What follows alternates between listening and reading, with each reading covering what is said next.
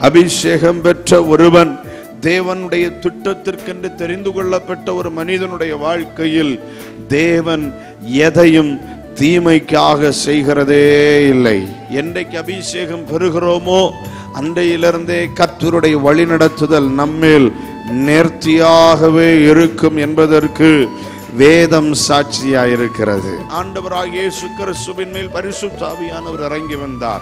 பரிசுத்த ஆவியானவர் இயேசுவை நடத்த தொடங்கினார். அவர் கொண்டு போக தொடங்கினார்.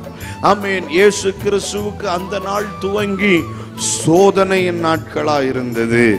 ஆமென். சோதனைகள், பிரச்சனைகள், ஆமென், வீண் பழிகள் இவைகளெல்லாம் வருகிற பொழுது தேவன் என்னை கைவிட்டார் என்று நினைப்பது தவறு. தேவன் நம்மை வழி நடத்துகிறார் என்பது உண்மை.